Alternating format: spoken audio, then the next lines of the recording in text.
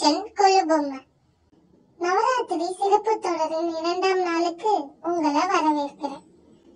நேற்று நாம மகிஷாசுரன் எப்படி தேவலோகத்தை கைப்பற்றினான், தேவதைகள் எப்படி மும்மூர்த்திகளிடம் பிரார்த்தனை செய்தார்கள், தேவதைகளும் மும்மூர்த்திகளும் சேர்ந்து துர்கா தேவியை உருவாக்கிய கதை, அந்த கதையிலிருந்து தொடரும் அடுத்த அத்தியாயம்தான் இன்று. சக்தி நவராத்திரியின் 9 நாட்களில் 9 வடிவங்களில் தரிசனமாகிறாள். அவற்றில் முதலாவது வடிவமே சைலபுத்ரி தேவி.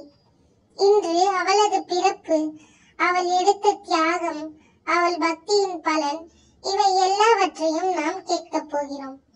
சைலபுத்ரி தேவியின் வரலாறு அவளது முந்தைய பிறவியோடு தொடங்குகிறது. அந்த யுகத்தில் அவள் தக்ஷன் என்ற பெரிய முனிவரின் மகளாக பிறந்து தாட்சாயினி என்று அழைக்கப்பட்டாள். தாட்சாயினிக்கு திருமணமானவர் யார் என்றால் நம் சிவபெருமான் தான். ஆனால் தாட்சாயினியின் தந்தையான தக்ஷனுக்கு சிவனின் வாழ்க்கை முறை பிடிக்கவில்லை. சிவபெருமான் சாம்பல் பூசி பாம்புகளை அணிந்து சிதா பிரதேசங்களில் தியானம் செய்து தனித்துவமான வழியை தேர்ந்தெடுத்தார். தக்ஷனுக்கு இதில் மிகுந்த வருத்தம். சிவனை எப்பொழுதும் வெறுத்துக் கொண்டிருந்தான்.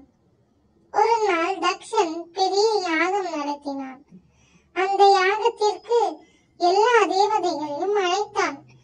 ஆனால் சிவபெருமானையும் தன் மகளான தாட்சாயினியையும் அழைக்கவில்லை. இதை கேட்ட தாட்சாயினி, என்னை அழைக்கவில்லை என்றாலும் அது என் தந்தையின் இல்லம் என்பதால் நான் அங்கே செல்ல வேண்டும். மகளாகிய கடமை என்னை அங்கு அழைக்கிறது என்று நினைத்து சுயமாக அந்த யாகத்திற்கு சென்றார். ஆனால் அங்கே சென்றவுடன் தந்தை எல்லோரும் முன்னிலும் சிவபெருமானை நிந்திக்க ஆரம்பித்தான்.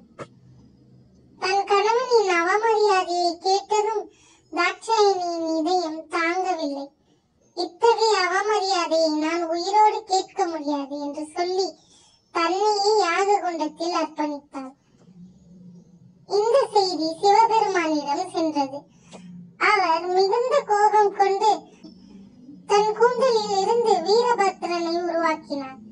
தட்சனின் யாகத்தை முற்றிலும் சிதைத்து விட்டார்.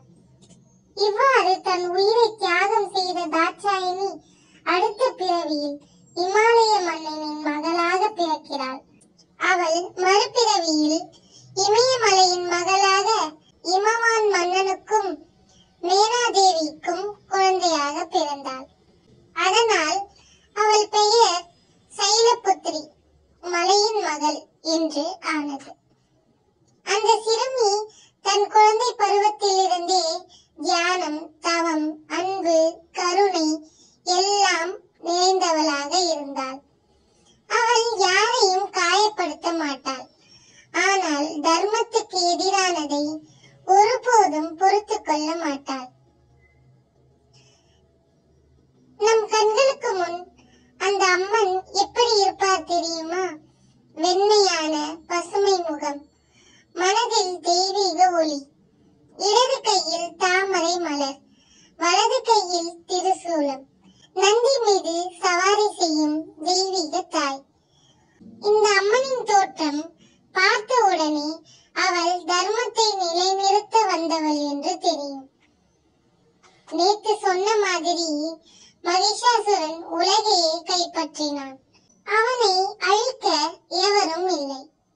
அப்பொழுதுதான் தேவதைகள் கூப்பிட்ட சக்தி முதல் வடிவமாக சைலபுத்ரியாக வந்தாள். அவளுடைய உள்ளத்தில் இருந்துதான் அடுத்த 9 சக்திகளும் வெளிப்பட்டன. மகிஷாசுரனை அழிக்க அந்த 9 வடிவங்களும் ஒன்றாக சேர்ந்த கதையின் தொடக்கம்தான் இது. நவராத்திரி முதல் நாளில் சைலபுத்ரி அம்மனை வணங்கினால் நமக்கு என்ன பலன் கிடைக்கும் தெரியுமா? அம்மன் எல்லா பாவங்களையும் களைந்து நம் மனதை சுத்தமாக்குவார். நமக்கு உறுதியும் ஆரோக்கியமும் நல்ல சிந்தனையும் கொடுப்பார். அம்மனை வணங்கும் போது ஒரு சின்ன சிவதியானம் கூட பண்ணலாமே. ஏனென்றால் அம்மன் எப்பொழுதுமே சிவனோடு இணைந்த தெய்வம். இந்த கதையிலிருந்து இருந்து நம்ம என்ன கத்துக்கணும் தெரியுமா? எவ்வளவு துன்பம் வந்தாலும் அன்பும் நம்பிக்கையும் இருந்தா அதுக்கு அடுத்த பிறவியிலோ அல்லது வாழ்க்கையிலோ நல்ல பலன் கிடைக்கும்.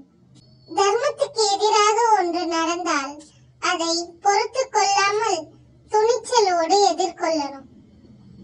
அவ்வாறு சைலபுத்திரி அம்மன் உலகில் அவதாரம் எடுத்த பிறகு மகிஷாசுரனை எதிர்க்கும் சக்தி உருவாக ஆரம்பிச்சது.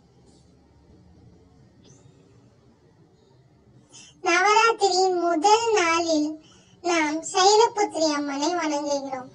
அடுத்த நாள் அம்மனின் அடுத்த வடிவமான பிரம்மச்சாரிணி பற்றி கேட்கப் போகிறோம்.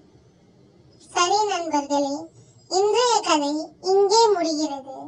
நாளை மறுபடியும் சந்திப்போம். மினிபிஸ் கிச்சனை லைக் பண்ணுங்க, ஷேர் பண்ணுங்க, மறக்காம